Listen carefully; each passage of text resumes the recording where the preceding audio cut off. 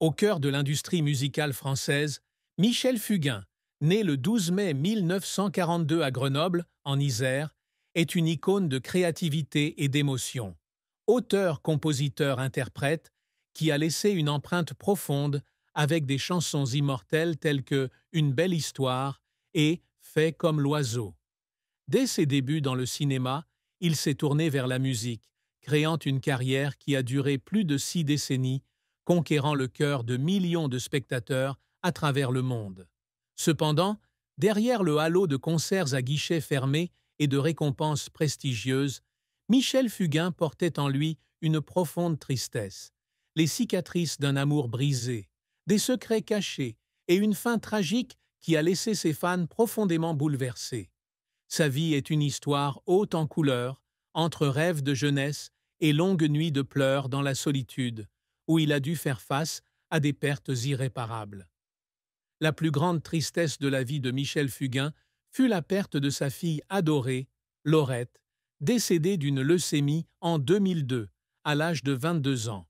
Ce décès fut non seulement un choc pour lui, mais aussi une blessure éternelle. Père, il rêvait de voir sa fille grandir, construire sa vie à et partager des moments heureux avec sa famille. Cependant, la terrible maladie l'emporta, le laissant avec un sentiment d'impuissance et une douleur indescriptible. Il confia un jour, lors d'une interview, qu'en se tenant devant les cendres de sa fille, il avait eu l'impression qu'une partie de lui-même s'était éteinte. Durant les longues nuits qui suivirent, il restait souvent assis seul dans sa maison parisienne, écoutant de vieilles chansons et pleurant, se remémorant les moments où Laurette courait dans le jardin, son sourire éclatant. Cette douleur fut aggravée par la prise de conscience que, malgré des millions de fans adorateurs, personne ne pouvait combler le vide laissé par Laurette. Un autre aspect de sa plus grande tristesse fut le sentiment de solitude qui persista, même au sommet de sa carrière. Fils de Pierre Fugain, médecin et résistant, Michel grandit dans un environnement empreint d'amour, mais aussi d'attente. Lorsqu'il abandonna la médecine pour se consacrer à l'art, ses parents, bien que soutenants, s'inquiétèrent de l'incertitude quant à l'avenir de son fils. Sa célébrité ultérieure, si elle lui apporta la gloire, l'éloigna également de sa famille et de ses amis d'enfance. Il confia un jour qu'il lui arrivait de sillonner les routes de campagne de Vorep où sa famille avait vécu et de se sentir étranger dans sa propre ville natale. La pression de devoir constamment créer et répondre aux attentes de son public le laissait parfois seul, comme s'il se battait seul dans un monde lumineux mais froid. La carrière de Michel Fugain fut un parcours fait de hauts et de bas, jalonné de succès éclatants et d'échecs qui le firent pleurer à plusieurs reprises. À partir des années 1960, il délaisse son rêve de cinéma pour se consacrer à la musique grâce à son ami proche Michel Sardou, qui l'aide à signer un contrat avec Barclay Records. Il s'affirme rapidement comme musicien, composant pour des artistes célèbres tels que Hugues Aufray, Marie Laforêt et Dalida. En 1967, il sort son premier album solo, Je n'aurai pas le temps, dont la chanson du même nom devient un immense succès, reprise en anglais par John Rawls sous le titre If I Only Had Time. Ce succès lui assure une reconnaissance nationale, ouvrant la voie à une brillante carrière. En 1972, Michel Fugain fonde Big Bazar, une troupe artistique de plus de 30 chanteurs, danseurs et comédiens, inspirée par l'esprit hippie du mouvement de 1968. Avec des chansons comme Une belle histoire, Fait comme l'oiseau, Attention mesdames et messieurs, et La fête, Big Bazar devient un phénomène culturel, dominant les chars et la scène de l'Olympia à Paris. Leurs performances, avec leurs costumes colorés et leur énergie explosive, ravivent l'esprit libre et communautaire des années 1970. Il poursuit son succès avec le projet musical Un jour, La fête en 1974, un film mêlant musique et jeu d'acteurs qui remporte un franc succès auprès du public. Après avoir quitté Big Bazar en 1976, il fonde la compagnie Michel Fugain, poursuivant sa création avec des chansons comme Faites-moi danser et organisant des événements majeurs, comme celui du Havre en 1977, où il compose la chanson emblématique Le chiffon rouge. Cependant, sa carrière n'a pas toujours été de tout repos. Dans les années 1980, il a rencontré des difficultés, son style musical étant jugé dépassé par la nouvelle vague pop et rock. L'album Les Fugues à Fugain sur TF1, une émission télévisée censée le ramener au sommet, a été un échec cuisant, le laissant déçu et plein de doutes. Il a un jour raconté qu'il y avait des soirs où il était assis en studio, écoutant des maquettes mal accueillies et pleurant, ayant l'impression d'avoir perdu le contact avec le public. Un autre échec a été lorsqu'il a tenté d'expérimenter de nouveaux genres, comme la dance pop, à la fin des années 1980, sans parvenir à rivaliser avec les jeunes artistes. La pression des critiques l'a poussé à envisager d'abandonner la musique à plusieurs reprises, mais sa passion l'a soutenu. Ses efforts pour surmonter les difficultés l'ont souvent fait pleurer. Il a investi toutes ses économies dans la création d'un atelier de formation artistique au studio de la Victorine à Nice de 1979 à 1982, dans l'espoir d'inspirer la jeune génération. Si le projet était passionnant, il était aussi épuisant financièrement et émotionnellement.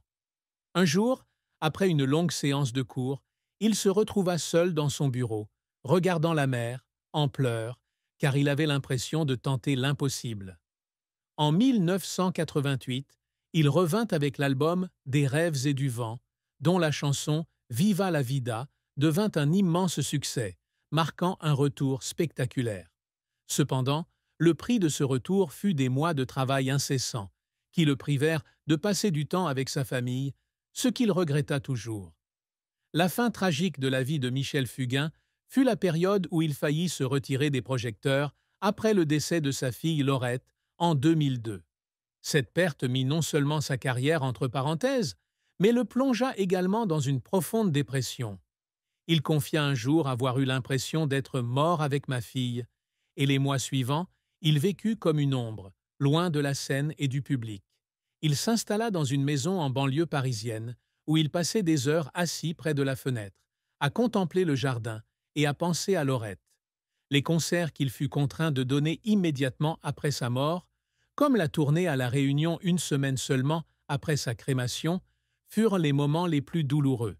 Il raconta un jour que sur scène, il devait retenir ses larmes pour terminer une chanson, mais qu'au fond, il n'avait qu'une envie, crier, de douleur, à cause de la perte de sa fille. Cette période marqua également la rupture de son mariage avec sa première femme, Stéphanie. Ils étaient mariés depuis plus de 30 ans, mais la mort de Laurette les avait empêchés de poursuivre leur relation.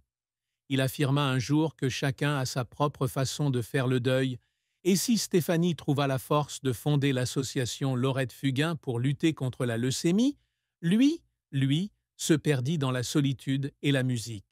Cette séparation, bien que non hostile, marqua une fin de vie encore plus triste, car il réalisa que même un amour durable ne pouvait surmonter de telles pertes.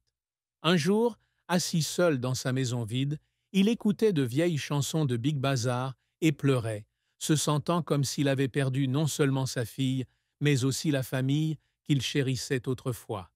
L'amour et le mariage de Michel Fugain furent un parcours fait de hauts et de bas, de joie mêlée d'une profonde tristesse. Il épousa Stéphanie en 1972, alors qu'ils travaillaient tous deux sur Big Bazar. Leur mariage fut une belle histoire d'amour, renforcée par une profonde complicité artistique et émotionnelle. Ils eurent 3 enfants, Marie, Laurette et Alexis. Marie devint une actrice célèbre, apparaissant dans des séries télévisées telles que Navarro et Joséphine, ange gardien, tandis que Laurette et Alexis étaient sa fierté. Il eut également une autre fille, Sophie, née d'une relation de jeunesse avec une hôtesse de l'air. Durant les premières années de leur mariage, lui et Stéphanie montèrent souvent sur scène ensemble, partageant leur passion pour la musique et l'esprit libre des années 1970. Les moments où ils chantèrent Une belle histoire devant des milliers de spectateurs sont des souvenirs qu'il chérira toujours. Cependant, son mariage avec Stéphanie n'a pas été sans difficulté. Son emploi du temps chargé, avec ses tournées incessantes et ses longues heures en studio lui a fait manquer de nombreux moments familiaux importants. Il a raconté qu'il lui arrivait de rentrer chez lui, après des semaines de tournée, pour constater que ses enfants avaient grandi sans lui. Il se sentait alors coupable et leur écrivait de longues lettres pour leur exprimer son amour, sans jamais les envoyer. La plus grande tristesse de son mariage est venue du décès de Laurette. Sa disparition a créé une distance irréparable entre lui et Stéphanie. Il a déclaré qu'ils avaient survécu chacun à leur manière, ce qui a conduit à leur divorce en 2014, après plus de 3 décennies de vie commune. Il avait le sentiment d'avoir échoué en tant que mari, et les nuits passées seul à écouter de vieilles chansons étaient celles où il ressentait le plus la douleur de la séparation. En 2014, il a épousé Sanda, une chanteuse roumaine de 22 ans, sa cadette, qu'il avait rencontrée dans un piano-bar en Corse quelques mois seulement après la mort de Laurette. Sanda, avec sa voix et son optimisme, devint le rayon de soleil qui l'aida